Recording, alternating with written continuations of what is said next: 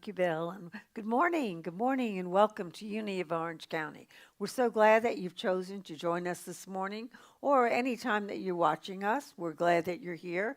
And we always like to begin with our vision and our mission statement. Our vision statement is centered in divine love. We joyfully co create a world that works for all. And our mission is to awaken, inspire, and transform lives. And I always like to thank those people who are making our service possible. We have Bill on piano, and Tom is on sound, and Waverly is streaming, and John is on camera, and Christopher is our prayer platform person.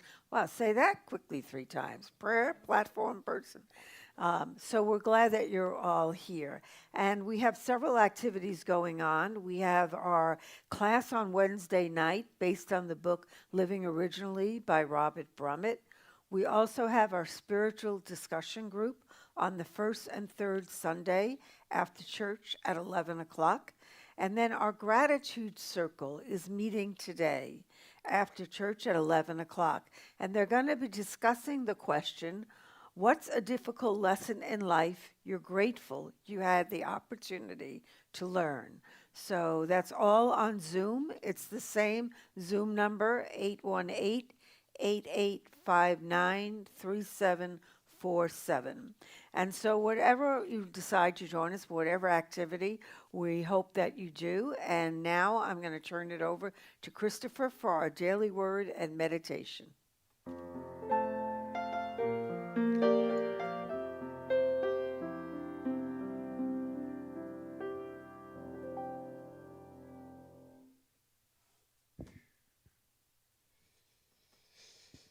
Today's reading from the Daily Word, and the topic is Now, N-O-W, Now. Sunday, January 31st, I find my power in this very moment.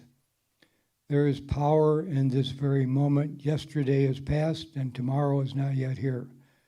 There is only this moment, ripe with promise and potential, ready for me to live into it fully. Through my many divine gifts, everything I need to get started is within me. I need not wait for the perfect moment to arrive because there is no time more perfect than now and no place more perfect than here. Procrastination has no place in my life. I fritter away my energy when I find reasons not to get started, losing my zeal and focus and inviting frustration into my life. Today I claim the power of the present and say, this is the day I begin. Now is the time to begin, to serve, to create, to forgive, and to love. And from the second book of Corinthians, chapter 6, verse 2, see, now is the acceptable time. See, now is the day of salvation. So please get comfortable. We're going to meditate for the next 5 minutes.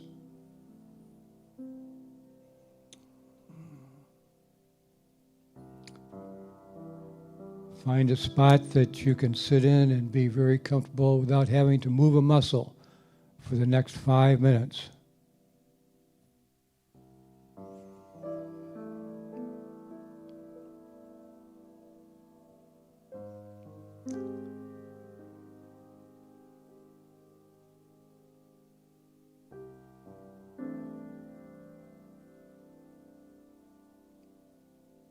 Please take 3 deep breaths.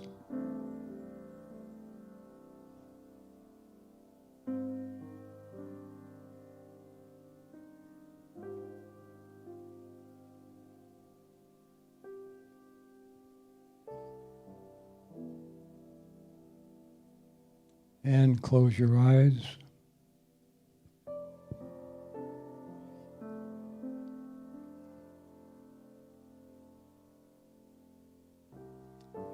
When you inhale, think of the numbers 1, 2. And when you exhale, think of the numbers 3, 4. And do that a few times on your own, inhaling 1, 2, and exhaling 3, 4.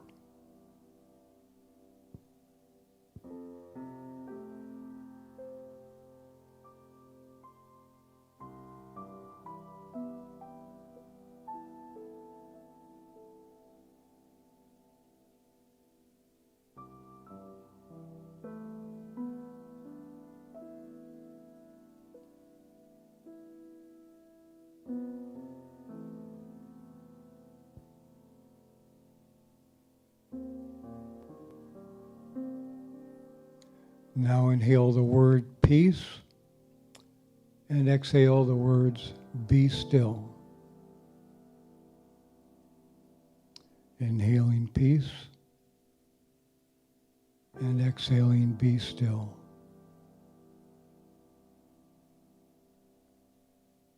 And do that on your own a few more times.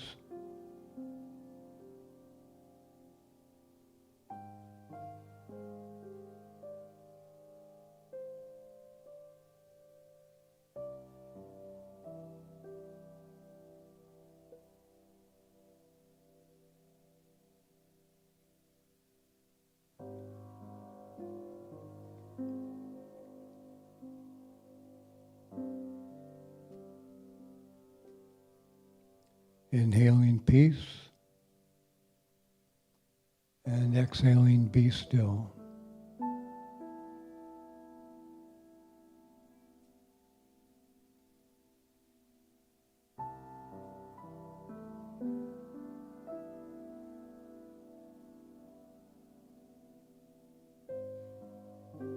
If your mind begins to wander, just bring it back to peace, be still.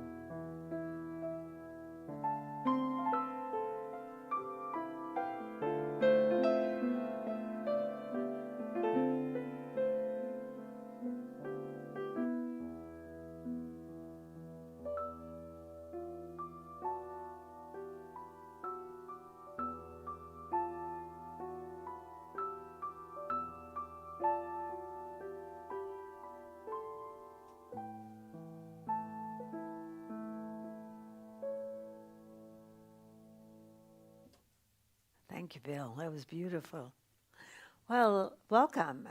We are going to continue kind of discussing this book, The Quest.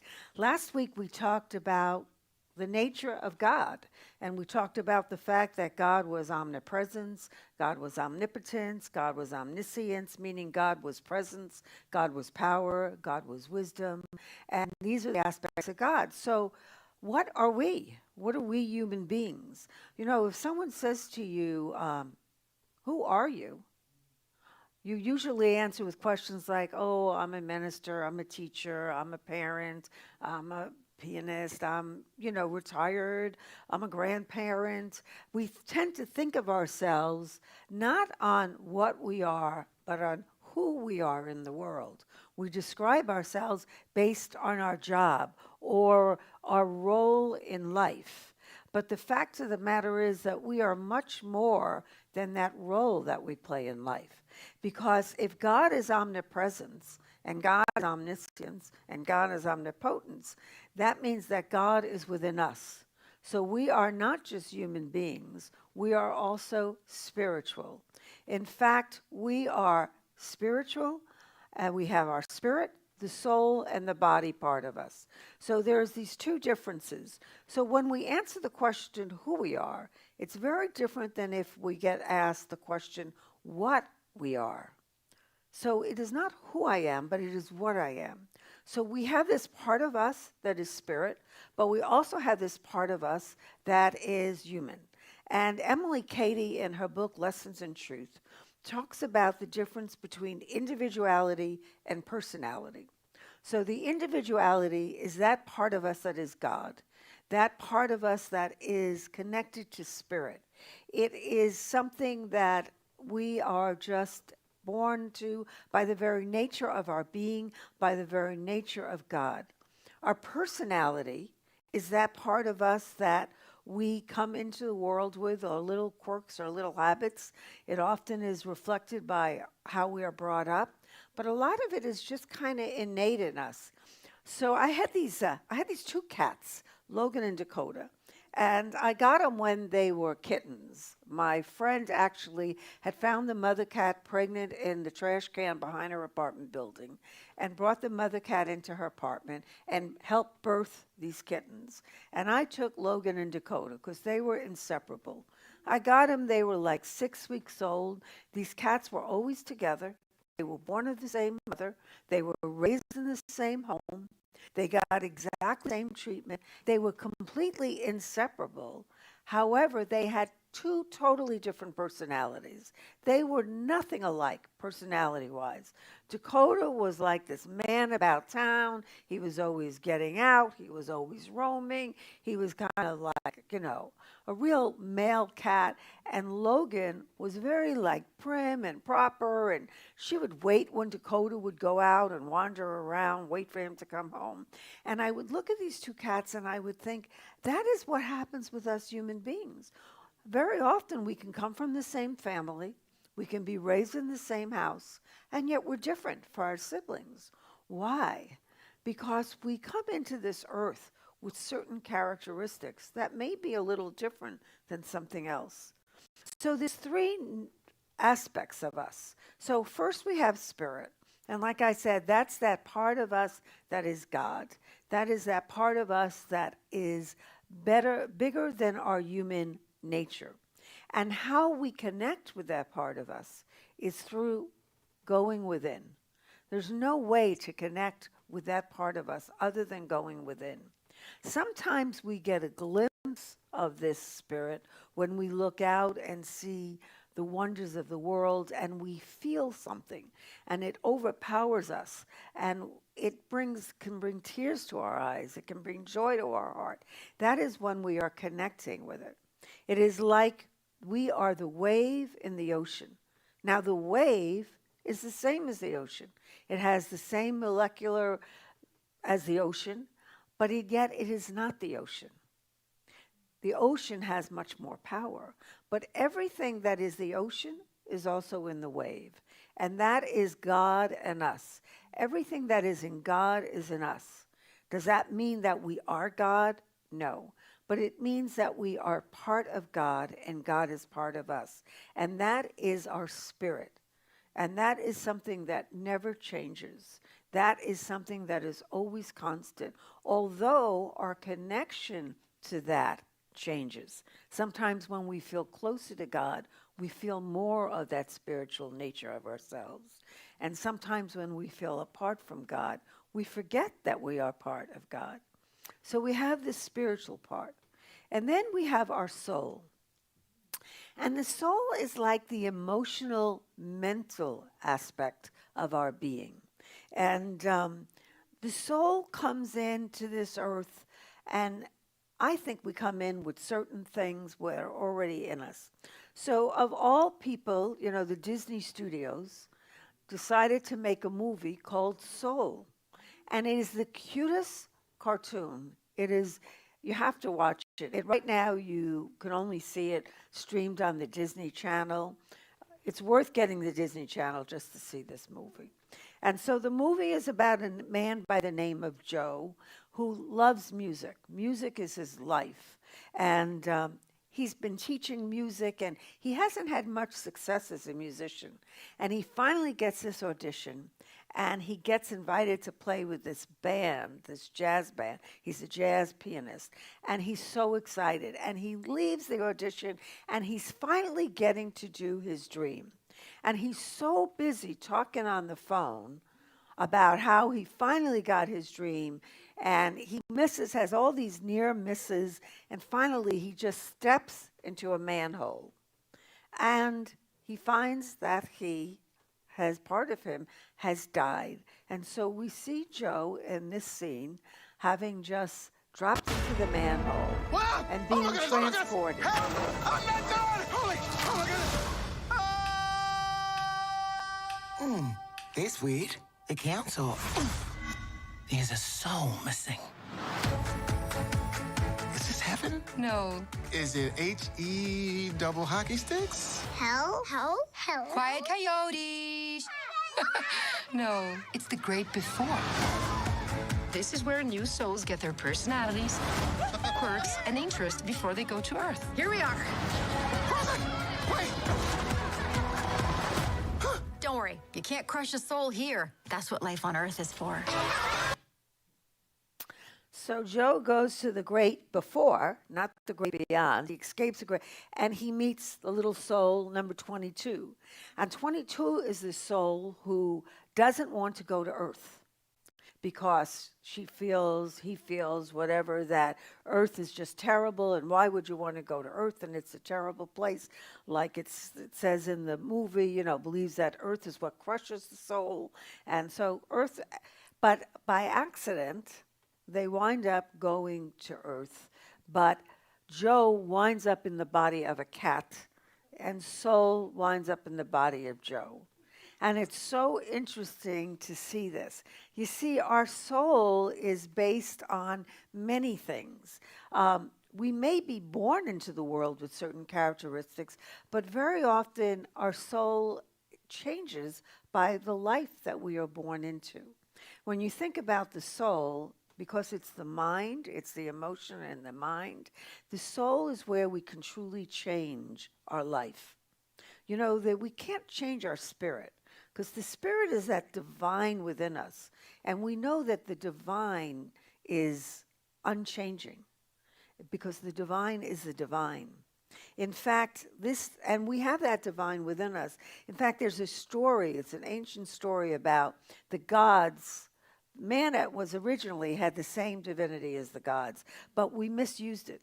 So the gods decide that they are going to hide our divinity.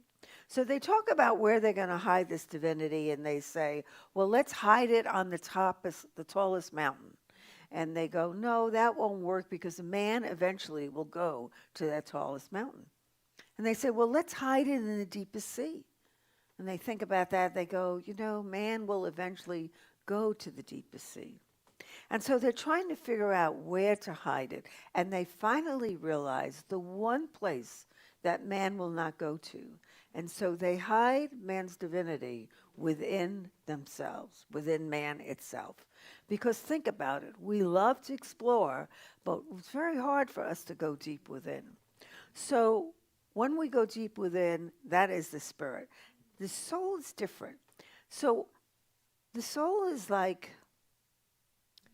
that part of us that is a combination of a little bit of our individuality mixed with the personality.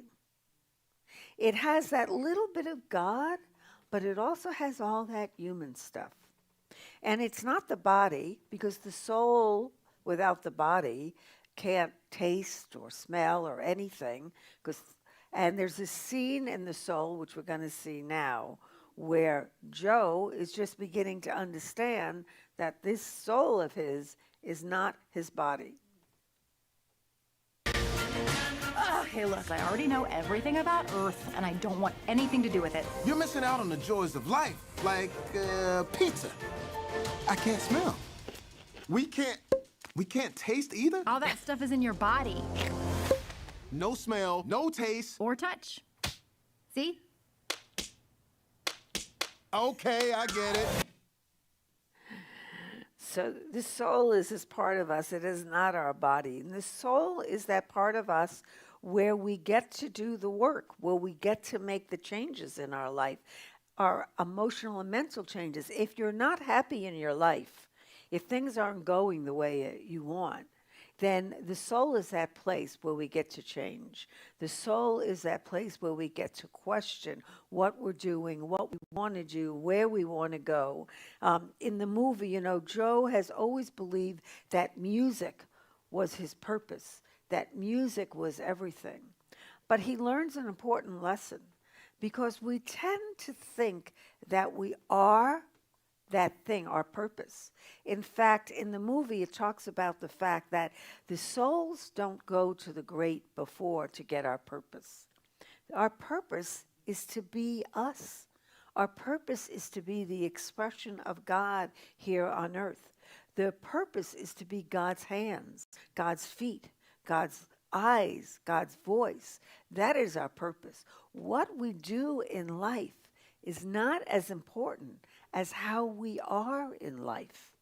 So if you think you know your purpose or you don't know your purpose as far as what it is you're supposed to do, it doesn't matter. The question is, how are you on this earth? And if it isn't the way you want to be, then you need to change that. You need to change the conditions of your being, and that is done in the soul. There's that expression, soul searching. Someone says we need to do soul searching. And what that is finding that true purpose, finding within us what it is that we are supposed to be in this earth, on this earth, in these bodies. Which brings us for the third aspect of us, the bodies. So the bodies are our vehicles. They are our five senses. They allow us to experience pizza. They allow us to experience, the breeze on our faces. They allow us to experience pain. They allow us to experience certain pleasures. The body is the vehicle that the soul and the spirit is housed in. So if spirit, God, and soul, our soul, is housed in this body, I want to ask you the question, why do we misuse our bodies so much? Think about it. Our bodies are truly the temple that God resides within us. And yet we treat these bodies so poorly, we wouldn't go into a temple where we believe that God is and treat it that way. We wouldn't trash it and just throw garbage all over the place and not care about it. And yet we often do that with our bodies. We don't think of our bodies as part of the whole package of who and what we are. And it is time for us to maybe ask ourselves this question. God created these bodies to be a vehicle for it in this world. And in these bodies, he put this soul, which is us and how we are in the world. So isn't it important that we treat our bodies the same way we would treat the God within us and our soul? Shouldn't we take care of it? Shouldn't we love it and nurture it and respect it?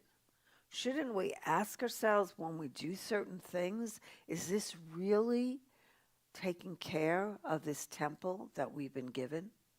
You see, when we realize that we are spirit, soul, and body, we really can't totally separate them. So they all have to work together to make us whole, to make us what we are. Because what we are in this world is really important. It is what we are in this world that people will remember, long after we're gone. When we leave these bodies and we leave this earth, people are not going to talk about what we did for a living or, this, that, or the other. They're going to talk about what we were as a person. Were we kind? Were we loving? Did we care for others? Did we respect others? Did we treat others the way we wanted to be treated? Were we truly God manifested in this physical form in this world? These are the important questions that we have to ask while we're alive, because these are the questions that get asked after we're no longer here. So the next time you think about who you are, change it and ask yourself the question, what am I? And am I what I want to be? Or do I need to look deep within and make the changes that will change me from the who to the what, so that I love the what that I am in this world? So I invite you to close your eyes for a moment. And I read somewhere that a good exercise is to imagine that it is time and we have left this body. What is it that we would want someone to say in our eulogy? What words would we want someone to use to describe us? What part of us do we want to leave in the minds and hearts of those we leave behind? If those words and the description is not what we want to be remembered for, then we need to ask ourselves the question, how can I change what I am so that what I am truly reflects what I believe God wants for me?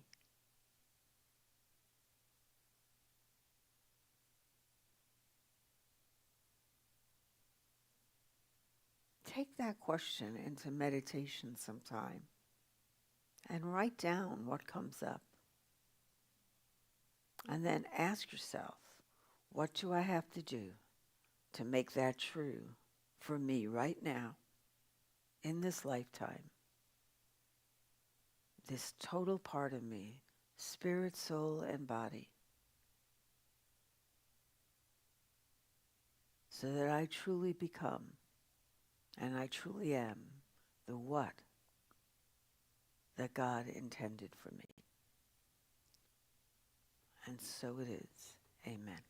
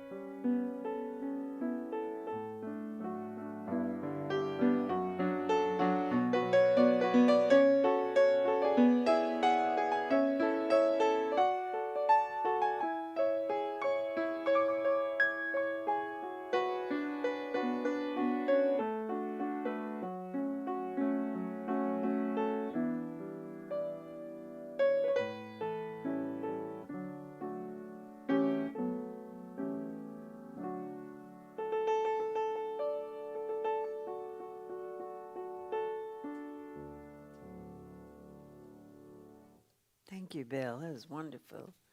So here at Unity, we have 5 basic principles that we believe. And the first one is that God is all good and active in everything, everywhere. That means that, number 2, that I'm naturally good because God's divinity is in me and in everyone. And that means everyone. And 3, that I create my experiences by what I choose to think and what I feel and believe. And just quickly, if we look at this, number 1, that God is. Number 2, we are spirit. We are part of God. 3, we create our experiences by what we choose to think, feel, and believe. That is our soul working in our life. And then through affirmative prayer and meditation, I connect with God and bring out the good in my life. And then I do and give my best by living the truth I know. I make a difference. And that living the truth that we know and making a difference is also part of the body. So the body, soul, and spirit is all involved in these 5 principles. And so remember that. They're just not some things, but they are what Unity truly believes. And so one way that we do and live our best is through giving. The law of giving and receiving. We live in a universe where things are constantly moving, and everything is energy, which means that money is energy. The money that we have is energy. And in order for energy to truly flow in our lives, we have to keep it moving. And so when we give, what we are doing is we are increasing that energy in our life. So the more that we give, the more that we receive. And it's not just money. It's our time. It's our talents. When we give of ourselves, we get more. Have you ever noticed that the people that have a lot to do seem to have time to do a lot? Whereas the people who don't have a lot to do don't seem to have any time to do a lot? That's because we are all energy.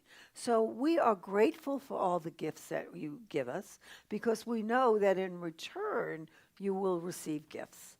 And we are grateful for for tuning in to the YouTube channel, for sharing that YouTube channel with other people, for liking it, for subscribing to it. All of that is giving.